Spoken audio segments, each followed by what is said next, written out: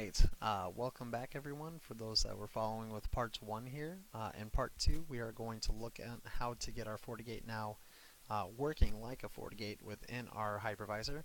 Now I just did VMware Workstation because that's the one that we did in class. I just wanted to take a moment to remind everyone that these steps that I'm showing you can be found in detail on the FortiOS handbook. So let me move that over here. So in the FortiOS handbook, they will go over step-by-step instructions with screenshots on how to configure each one of these VMs according to the hypervisor. So if you're running Hyper-V or Zinware or what have you, it will show you how to do that. But the ones that we're going to be focusing on is this VM initial configuration. So this will show you how to set it up from scratch and give you the details and the steps on how to actually get it talking to one of your host machines. So please take the time to download the FortiOS handbook or just the VM chapter. You can download those separate on the help.fortinet.com website to see the step-on-step directions on how to do this. So just wanted to throw that out there. Because if you guys are like me, I actually like seeing directions instead of watching a video all the time. So, alright, but here we go. This is where we picked up, or where we left off in the last video. And we had this FortiGate just imported in. And as you can see, our FortiGate is not turned on. And we have a whole bunch of network adapters that are just in this bridge state. And that's going to be its initial bridge state to begin with. But the first thing that you're going to want to do is to essentially ask yourself, okay, how do I want my topology to flow? So in this case, I'm going to have where port 1, which will be this first adapter here, is going to be NATed to my internal network. So essentially, it's going to act like getting a dynamic IP address from like an ISP, right? If I left it bridged, and according to however I had my settings configured on the FortiGates, I can actually tie it into my internal network, which is kind of cool. Maybe if you wanted to essentially connect it to a live network. But in this case, I'm going to have port 1 just being NATed or passed out an IP address automatically. Alright, and then on port 2, I'm going to essentially assign it a LAN segment. So if you come over here and you assign it a LAN segment, what this does is create a virtual switch. So any device that you put on a LAN segment, it's going to be like it's plugged in at layer 2. So I'm going to go to LAN segment here. I'm going to make a new LAN segment. And there is different ways how to do this, but this is the ones that we did in the lab. So that's how I'm going to configure it here. But we're going to just simply say LAN 1. I'm going to hit OK. And now I can select a LAN 1. So anything that I plug into LAN 1 on port 2 is going to be like it's on that LAN 1 switch. So I'm going to hit OK. Alright, and I can do that up to the 10 interfaces. So for this case though, my goal is to get this Ubuntu machine that I have running here essentially talking to the FortiGate. So that's the goal. So I'm going to come back here and I'm now going to power on the virtual machine. It's going to go through its little posting, right? So here we go. And it's going to act like I am consoled into an actual FortiGate at this point, just like we did in class, right? We went to our local FortiGate to essentially send it console commands instead of using PuTTY or secure CRT. So here we go. Alright, it's doing its mappings, and eventually we'll get a login. So, alright, so I'm going to log in now using admin, and I'm just going to check my machine here by doing a get system stat. So it looks like a couple of things here. Alright, so the model number, so that looks okay. My license is valid. Remember, the second that you turn this on, you'll have 15 days until it expires to use it. You can also drop configs and also save configuration files. Log disk need format. Now if you want to collect log files, you are going to have to run an execute format log file to get it to collect log files. But other than that, it looks like it's running okay. So the next thing I'm going to do is a config system interfaces, and I'm just going to do a show just to see that I do not have any IP addresses on any of my interfaces. So we're going to have to change that, right, if we want it to actually start acting like a FortiGate. So because I did that first port as NAT, which will pass out an IP address automatically using DHCP, I'm going to do a edit port 1, and then I'm going to set my mode to DHCP. Alright, and then if I do a show, you can see that it is set for DHCP, and we already have given it certain access like ping and HTTP and so on and so forth. So I'm going to hit next, and the next one I'm going to do is for my LAN 1 segment. So I'm going to say edit port 2, and I'm going to give it an IP address, so set IP, and we'll just use the traditional 192.168.1.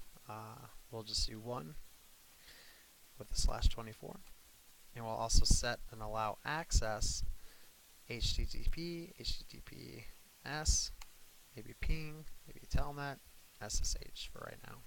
Alright, and then I'm going to hit N to commit it, and then I can type in a diagnose IP address list to see, yes, I have my port 2 IP address range, but look at this, I have already gotten NATing options from my DHCP within my hypervisor, within workstation. So it's talking to the internet there, and it's waiting for LAN connections on port 2.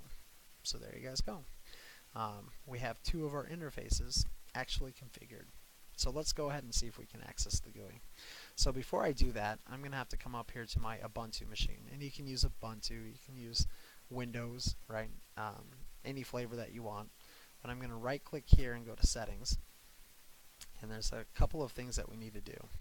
For starters, I'm right now bridged to my internal network. So instead of bridging, I'm going to say, you know what? This is going to be on LAN segment 1. So essentially, we're telling it to plug in our Ubuntu device in the same switch that our local FortiGate is plugged into port 2. So I hit OK. And because we do not have a DHCP server hooked up on the FortiGates, I'm going to have to manually come in here and edit the connections. I'm going to edit my wired connections. I'm going to hit edit, and I'm going to put it on the same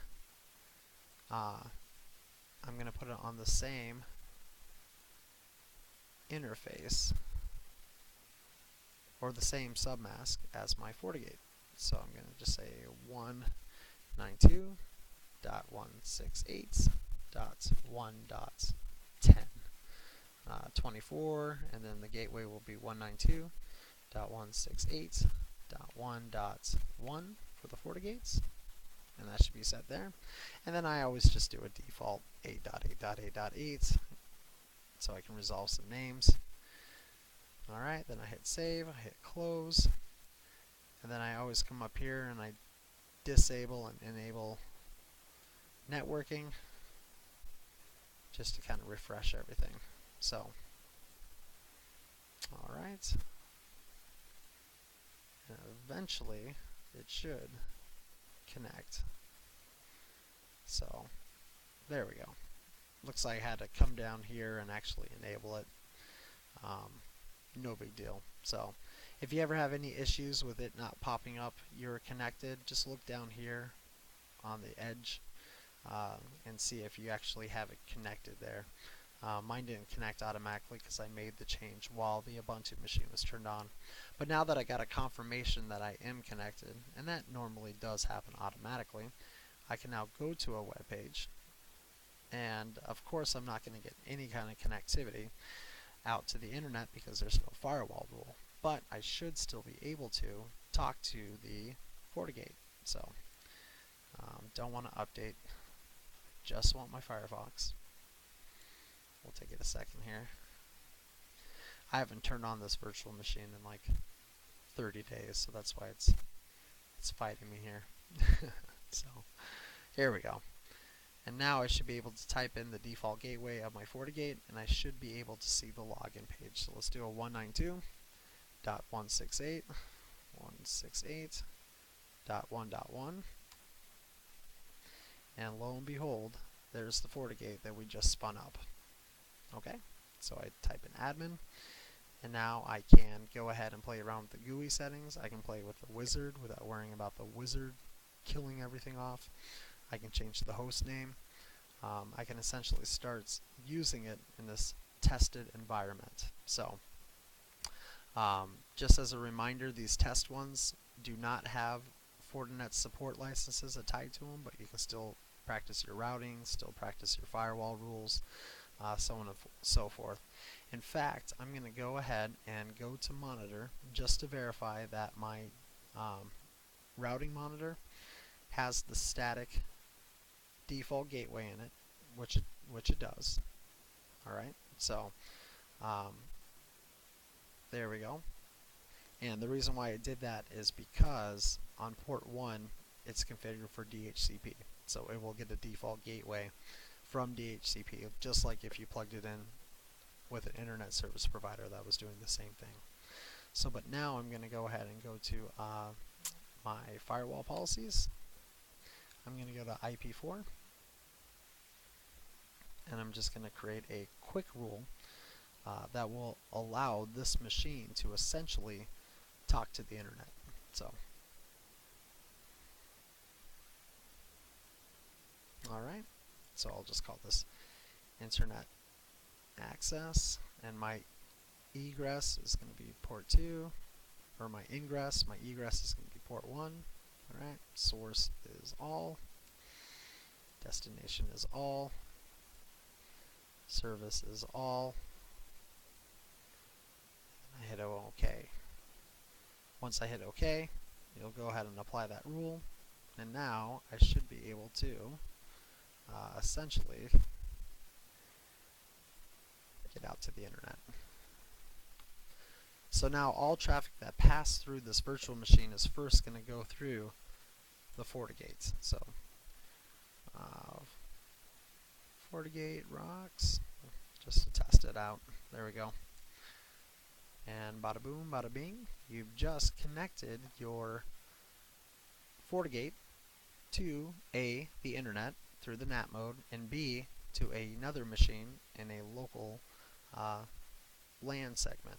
So I hope that helps out, guys. I will think of some more stuff to do here shortly and make more videos, but for the time being, this should be enough for you to be able to come in here and test your CLI, and also to give you a GUI to essentially play with without having to worry about being on your production network. So, alright guys, I'll see you in part 3, where I'm going to try, hence the word try, maybe set up that router for you that we used in class, so that way you can simulate having multiple FortiGates going across like a pseudo WAN connection to practice your VPNing. I think that's going to be my next goal. So I hope you enjoyed this. Let me know if you guys have any more questions, or if there's any other videos you'd like to see. I don't mind recording them for you. And alright, thank you very much.